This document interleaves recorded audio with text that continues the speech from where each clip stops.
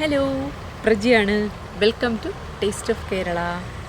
അപ്പോൾ ഇന്നത്തെ നമ്മുടെ ഡിഷ് കുറച്ചൊരു വെറൈറ്റി ഡിഷാണ്. പേര് കൊണ്ടാണ് വെറൈറ്റി എങ്കിലും അല്ലാതെ നമുക്കൊക്കെ കുറച്ച് പരിചിതമായ ഒരാളിൻ്റെ വകയിലൊരാളായിട്ട് വരും.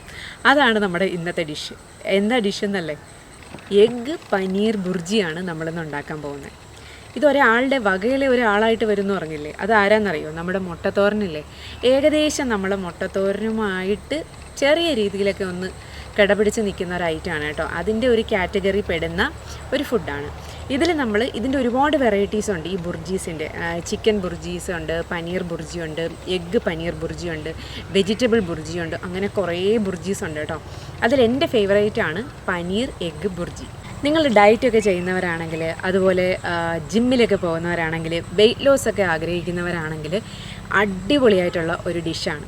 പനീറും എഗ്ഗും എത്രത്തോളം ഗുണമുള്ള കാര്യങ്ങളാണെന്ന് അറിയാമല്ലോ. അപ്പം നമുക്ക് ഇന്നത്തെ നമ്മുടെ ഡിഷ് പനീർ എഗ്ഗ് ബുർജിയാണ്. ഭയങ്കര ഈസിയാണ് കേട്ടോ. രാവിലെ ഓഫീസിലേക്ക് പോകാൻ വൈകിട്ടുണ്ടെങ്കിൽ ചോറിനൊപ്പോ ചപ്പാത്തിക്കൊപ്പോ ഇതൊന്ന് തട്ടിക്കൂട്ടിക്കൊണ്ട് പോയാൽ മതി. പനീർ ഹോം മെയ്ഡായിട്ട് എങ്ങനെ ഉണ്ടാക്കുന്നു എന്നുള്ള വേറൊരു വീഡിയോ ഞാൻ ഇനി വരുന്ന ദിവസങ്ങളിൽ കാണിച്ചു തരാം. ഇപ്പോൾ തൽക്കാലത്തേക്ക് നമുക്ക് എഗ്ഗ് പനീർ ബുർജിയിലേക്ക് പോയാലോ? അപ്പോൾ പനീർ ഞാനൊരു 25 ഗ്രാമോളം ഇവിടെ എടുത്തിട്ടുണ്ട് കേട്ടോ. ഇത് ഒരു സവോളയാണ്, ഒരു 20 ഗ്രാം ഉണ്ടാവും.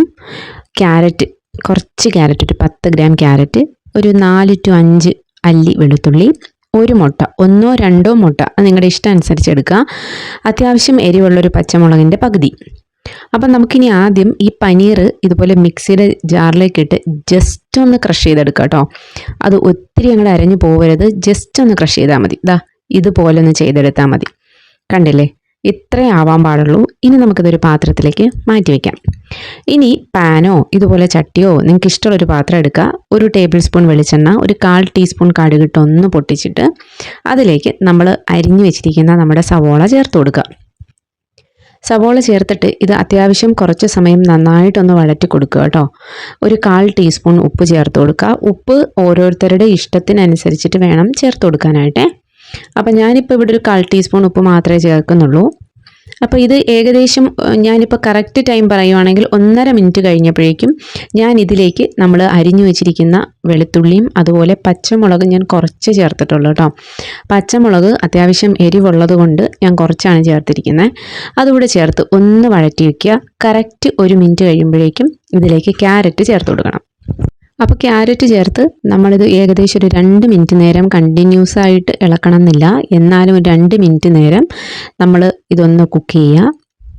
ഇപ്പോൾ ക്യാരറ്റ് ചെറിയ കഷ്ണങ്ങളായതുകൊണ്ട് നമുക്ക് പെട്ടെന്ന് കുക്കായി കിട്ടും, വലിയ പാടില്ല. ഇനി ഇതിലേക്ക് നമുക്ക് ഒരു 1/4 ടീസ്പൂൺ മഞ്ഞൾപ്പൊടി, 1/2 ടീസ്പൂൺ മല്ലിപ്പൊടി, 1/2 ടീസ്പൂൺ കാശ്മീരി മുളക് പൊടി, 1/4 ടീസ്പൂൺ ഗരം മസാല. ഗരം മസാല നിങ്ങളുടെ കൈവശം ഇല്ല എന്നുണ്ടെങ്കിൽ പെരിഞ്ജീരകം ചേർത്ത് കൊടുക്കുക. അതാദ്യം കടുക് ഇടുന്ന സമയത്ത് തന്നെ അതും കൂടിയും ചേർത്ത് കൊടുക്കുക കേട്ടോ. ഇനി ഇത് നന്നായിട്ട് 1 മിനിറ്റ് നേരം ലോ ഫ്ലെയിമിൽ നന്നായി ഇളക്കുക. ഇതിൻ്റെ പച്ചമണം നന്നായിട്ട് നമുക്ക് മാറി കിട്ടണം. കണ്ടിന്യൂസ് ആയിട്ട് ഇളക്കണം എന്നില്ല, ഫ്ലെയിം കുറവായതുകൊണ്ട് കുഴപ്പമില്ല. ഇനി നമുക്കിതിലേക്ക് പനീർ ചേർത്ത് കൊടുക്കുക കേട്ടോ. പനീർ ചേർത്ത് കഴിഞ്ഞാൽ പിന്നെ പരിപാടികളൊക്കെ വളരെ പെട്ടെന്നായിരിക്കണം. പനീർ നമുക്ക് ഒത്തിരി അങ്ങോട്ട് കുക്കായി പോയി കഴിഞ്ഞാൽ ഇതൊരു റബ്ബറി കൺസിസ്റ്റൻസി വരും, ഒരു റബ്ബർ പോലെ ഉണ്ടാവും. അപ്പോൾ പെട്ടെന്ന് ഇത് ഞാനിപ്പം ഇളക്കിയിരിക്കുന്നതെന്ന് വെച്ചാൽ ഒരു 7 to 8 സെക്കൻഡ് കൊണ്ട് ഞാനിത് ഇളക്കിയിട്ടുണ്ട്. കണ്ടില്ലേ, നന്നായിട്ട് ഞാൻ ഇളക്കി എടുത്തിട്ടുണ്ട്. ഇത് 1 മിനിറ്റ് ഒന്നും ആയിട്ടില്ല കേട്ടോ. ഇത് ഒരു 1/2 മിനിറ്റ് ഏകദേശമായി വരില്ലേ ഉള്ളൂ. ഈ വീഡിയോയ്ക്ക് വേണ്ടി ഞാനിങ്ങനെ കാണിക്കണമെന്നേ ഉള്ളൂ. പെട്ടെന്ന് തന്നെ എന്ത് ചെയ്യണമെന്ന് വെച്ചാൽ ഇതിൻ്റെ മധ്യഭാഗത്ത് നമ്മളിതാ ഇതുപോലെ ഇങ്ങനെ ഒരു ജസ്റ്റ് ഒരു റൗണ്ട് ഷേപ്പിലൊരു കുഴി പോലെ ഇങ്ങനെ ഉണ്ടാക്കുക.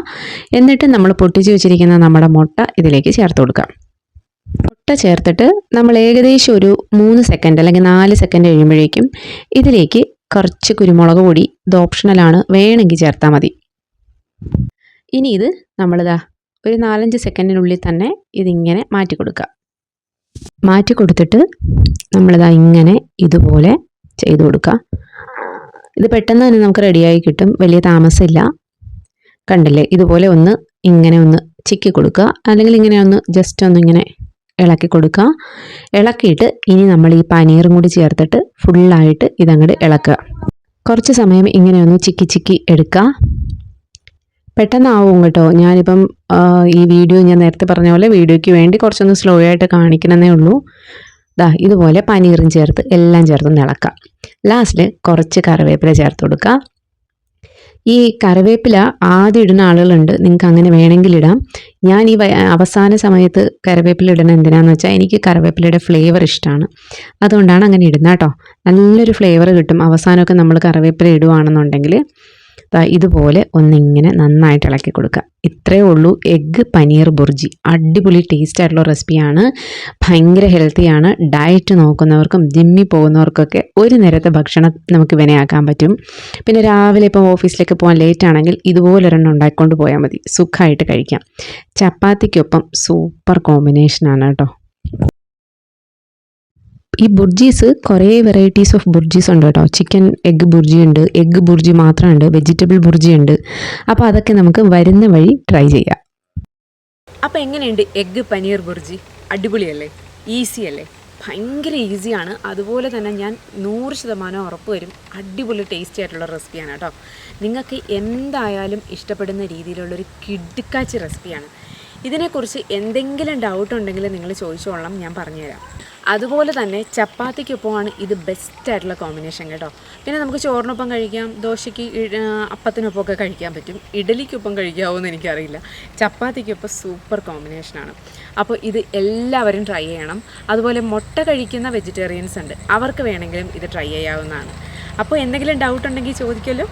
അപ്പോൾ ഇന്നത്തെ നമ്മുടെ റെസിപ്പി എല്ലാവർക്കും ഇഷ്ടപ്പെട്ടു എന്ന് വിചാരിക്കുന്നു. അപ്പോൾ ശരി, ടാറ്റാ.